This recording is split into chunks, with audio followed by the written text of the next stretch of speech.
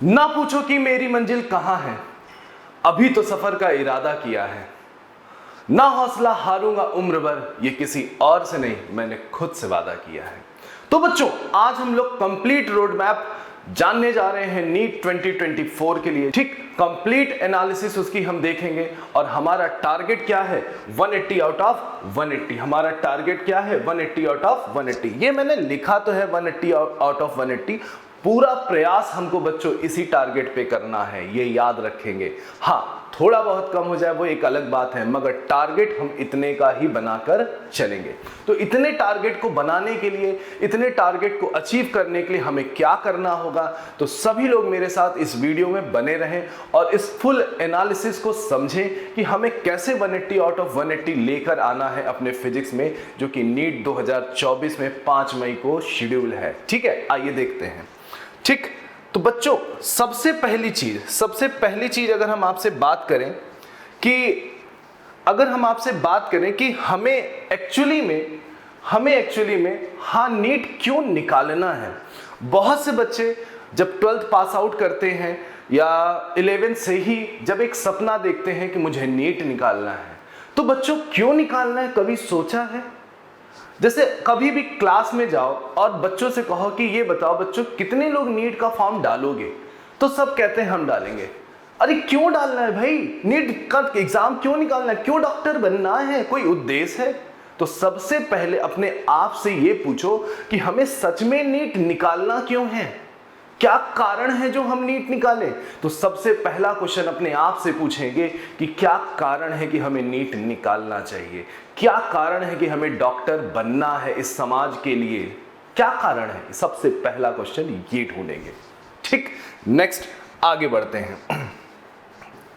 पहले ये डिसाइड करो कि हमें क्यों निकालना है नीट। ठीक, नेक्स्ट आगे बढ़ते हैं। सर, कारण तो हमने ढूंढ लिया, क्यों, हमें कारण भी पता चल गया। सर, क्या नीट निकाल पाएंगे? सर, क्या नीट निकाला जा सकता है? सर, क्या नीट निकल तो जाएगा ना? अरे यार, क्यों नहीं निकलेगा यार नीट? यस, तो मेरा आंसर क्या है, यस, पक्का नीट निकलेगा। देखो बच्चों, ये कंपटीशन उतने बड़े नहीं हैं, याद रखो, मेरी बात को समझो, ये कंपटीशन उतने बड़े नहीं है अगर आपका हौसला मजबूत, अगर आपके सपने में सच में जान है ना, अगर आपने समझ ही लिया कि मुझे नीट क्यों निकालना है ना, तो ये उतने बड़े एग्जाम नहीं है, ये याद रखना मेरी बात को। नेक्स्ट आगे बढ़ते हैं। सर, आगे चलते हैं। सर, क्या क्या करना पड़ेगा नीट निकालने के लिए? सर, क्या क्या करना पड़ेगा नीट निकालने के लिए? तो बच्चों, जो मैं बताऊंगा वो आपको करना पड़ेगा और उसको समझना पड़ेगा कि हमें क्या क्या करना पड़ेगा, क्या क्या छोड़ना पड़ेगा, ये भी एक बहुत बड़ा मुद्दा है। ठीक, सब लोग ध्यान से समझेंगे। ठीक, सबसे पहले मैंने क्या लिखा है, सबसे पहली चीज जो कहूंगा बच्चों वो मानना है। सबसे पहले सेल्फ बिलीव अपने अंदर पैदा करो। सबसे पहले क्या बिलीव पैदा करो, सेल्फ बिलीव। हमें अपने आप पर भरोसा होना है। हमें दूसरों पर भरोसा है मगर हमें अपने आप पर भरोसा नहीं है। यह बहुत बड़ा क्वेश्चन होता है। तो सबसे पहली बात यही है कि हमें अपने ऊपर बिलीव होना चाहिए कि नीट का एग्जाम हम इस बार निकाल के रहेंगे, हम ही निकालेंगे, ये जान लो। एक सीट इस एग्जाम में मेरी पक्की है तो पक्की है, ये बिलीव आपके अंदर होना चाहिए। दूसरी चीज, सेल्फ डिसिप्लिन। दूसरा बहुत बड़ा मुद्दा होता है बच्चों, हम डिसिप्लिन में देखना तो चाहते हैं मगर रहना नहीं चाहते हैं। तो सेल्फ डिसिप्लिन का मतलब है खुद को एक डिसिप्लिन मैनर में रखिए। जब तक आपका नीट नहीं निकल जा रहा है या आफ्टर नीट निकल भी जाए तो जिंदगी सेल्फ डिसिप्लिन में होनी चाहिए। हमें ये काम इस समय हमने डिसाइड किया है कि करना है तो इसी समय करेंगे।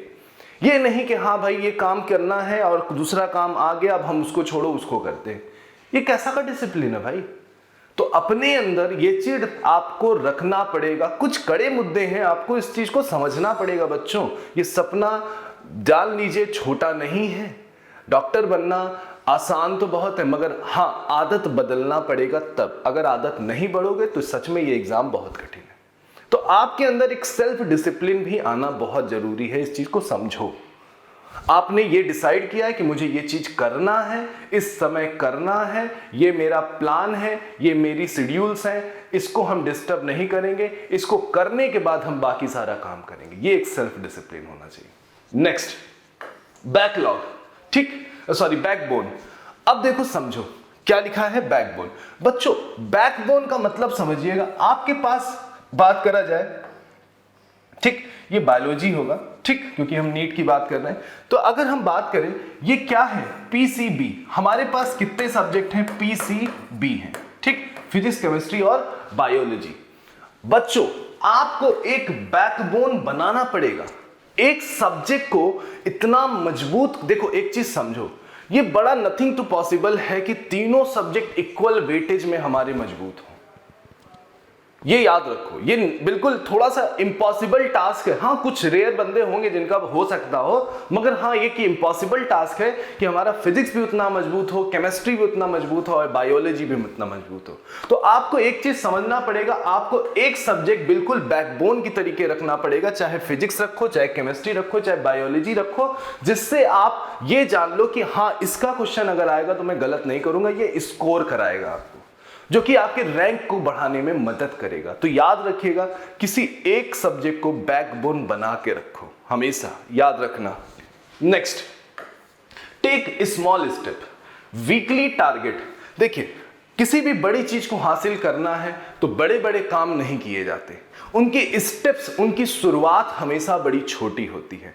तो छोटे छोटे टारगेट बनाइए। सपोज करो मुझको न्यूटन्स लॉ ऑफ मोशन पढ़ना है, ठीक, तो न्यूटन्स लॉ ऑफ मोशन में हाँ ये नहीं कि एक बार बैठे पूरा चैप्टर खत्म करके उठेंगे, नहीं, एक छोटे छोटे स्टेप्स को बनाइए। सब topics, Newton's law of chapter एक है, ये टॉपिक है, उसके अंदर कई सब टॉपिक्स हैं, आप first law, second law, third law, conservation of momentum, बहुत से छोटे छोटे। आज अभी हम बैठेंगे 1-1.5 घंटे के लिए, और ये जैसे मान लीजिए आपने ये कसम खाया कि हमें पुली बेस्ड प्रॉब्लम मजबूत करना है, तो हाँ पुली बेस्ड प्रॉब्लम को लेके बैठिए और पुली बेस्ड प्रॉब्लम सॉल्व कर डालिए कि अब पुली बेस्ड प्रॉब्लम आएगा तो हमसे गलत नहीं होगा। छोटे छोटे स्टेप, छोटे छोटे कदम उठाओ, ठीक।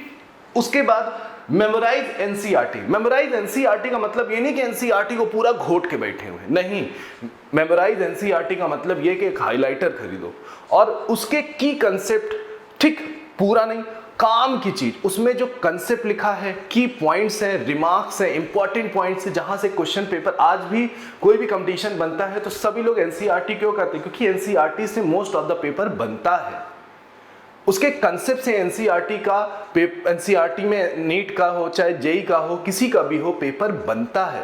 तो एनसीईआरटी को हम बेस मानते हैं और बेस हमेशा मजबूत होना चाहिए, याद रखना। नेक्स्ट, छठा, जिससे हम बहुत भागते हैं। अरे क्यों भागते हो भाई? अगर हम आपसे कहें कि आपको पढ़ना है, आपको मान लीजिए हमने कहा कि हम आपको पढ़ाएंगे, आप फटाक से, अब मगर आपको टेस्ट देना, अरे सर ये कैसे होगा? सीधा से एक फंडा समझो बच्चों कि अगर हम अपने आप को नहीं जज करेंगे तो हम कैसे इस चीज को समझेंगे? अरे यार अपने आप को जज करना है, हमको समझना है कि हम उस दिन से पहले, उस दिन के लिए कितना हम तैयार हैं। ये कौन बताएगा? ये आपका टॉपिक टेस्ट बताएगा, जो टॉपिक सब टॉपिक वाइज होता है उसको लगाओ, उससे सब टॉपिक की आपको पता चलेगा कि मेरा इस टॉपिक में वीक है, इस टॉपिक में नहीं वीक है। फिर उसके बाद यूनिट को पकड़ो, फिर उससे पता चलेगा, एक एक स्टेप्स और बढ़ाओ, यूनिट को पकड़ो, यूनिट मजबूत है कि नहीं, ये वाला यूनिट मजबूत है कि नहीं, उससे पता चलेगा। फिर फुल और फिर मॉक टेस्ट देना होता है। तो इतना याद रखिए बच्चों, टेस्टिंग बहुत जरूरी है। याद रखिए, हम अपने आप को शीशे में देखते हैं ना आफ्टर तैयार होने के बाद, क्यों देखते हो? बोलो ना। जैसे मान लो हमें दावत में जाना है, या मान लो मेरी ही शादी है, तो हम तैयार वार हुए, हमें पता है ना हम तैयार वार हो गए, कोट और महंगा महंगा कोट खरीदे, जीन्स खरीदे, सॉरी पैंट खरीदे, जूता खरीदे, सब कुछ खरीदे, बढ़िया बढ़िया ब्रांडेड खरीदे, हमें पता है बिल्कुल मसाज साज सब कुछ करा, बाल वाल बिल्कुल सेट, हमें पता है कि हम अच्छे लग रहे हैं। अबे तो क्यों शीशा देखते हो? क्यों देखते हो शीशा? इसीलिए देखते हो ना, ये चेक करना चाहते हो ना, चेक यानी कि टेस्ट, ये टेस्ट करना चाहते हो ना कि तुम सुंदर दिख रहे हो कि नहीं दिख रहे हो। तो क्यों जब तुम्हारा रियल एग्जाम होता है तो उस दिन क्यों नहीं चेक करते हो? उससे पहले क्यों नहीं चेक करते हो स्मॉल स्मॉल स्टेप्स पे? तो चेक जरूर करना, इससे भागना मत। जिस आदमी ने टेस्ट को बहुत ज्यादा प्रायोरिटी दिया वो कभी फेल हो ही नहीं सकता। नेक्स्ट पार्ट आता है रिवीजन। रिवीजन, किसी भी टॉपिक का रिवीजन नीट से पहले कम से कम 2-2, 3-3, 4-4 जितनी मैक्सिमम टाइम हो, जितना रिवाइज करोगे वो टॉपिक से उतना खेलोगे, जितनी बार रिवाइज करोगे उतना ही इस टॉपिक को खेलोगे, इस चीज को समझो। तो रिवीजन, टेस्ट, ये दोनों चीज बहुत बड़े पिलर्स है आपके सक्सेस को हासिल कराने के लिए। नेक्स्ट आगे बढ़ते हैं। नेक्स्ट, सर आप हम लोग को पूरी फिजिक्स पढ़ा क्यों नहीं देते? सर आप हम लोग को पढ़ा दो पूरी फिजिक्स। हाँ बच्चों, ठीक, ओके, मैं आपको पूरी फिजिक्स पढ़ाऊंगा नीट के लिए, वो भी 2024 नीट के लिए पूरी फिजिक्स पढ़ाऊंगा। ठीक, तो आपको करना क्या है? ठीक, अभी तुरंत YouTube पे इस चीज को सर्च मारना है मधुर सिंह फिजिक्स और इसको सब्सक्राइब कर लेना है चैनल को, जो कि आपको रेगुलर बेसिस पे फिजिक्स के लिए टॉपिक वाइज बिल्कुल बेसिक से, चाहे ड्रॉपर बच्चा हो चाहे फाउंडेशन का बच्चा हो, बिल्कुल जीरो से बिल्कुल बेसिक से आपको मैं फिजिक्स पढ़ाऊंगा और ये एम रखूंगा कि आपको आपकी सफलता सुनिश्चित करवाऊं। इसमें आपका और हमारा दोनों का साथ बहुत जरूरी है। तो बच्चों, जिनकी भी फिजिक्स वीक है, हाँ मैं वीक नहीं रहने दूंगा, ये गारंटी है। आपको पूरी कोशिश करूंगा, पूरी मदद करूंगा कि बच्चों इस सपने को आपको साकार करूं और यही फिजिक्स का सब्जेक्ट आपके बैकबोन के तरीके तैयार करने की पूरी कोशिश करूंगा कि आपका ये बैकबोन बन जाए और आपकी ये सफलता को सुनिश्चित करें। तो बच्चों, जल्द ही हम नेक्स्ट वीडियो में इसका पूरा शेड्यूल आपको दे देंगे, कब कौन सा टॉपिक हम पढ़ाने जा रहे हैं, पूरा पहले चैप्टर से शुरू करेंगे, कब कब वीडियोस आएंगे, सारी चीज़ें, कहाँ मटेरियल मिलेगा सर, सब कुछ हम बताएंगे नेक्स्ट वीडियो में। तब तक के लिए जय हिंद।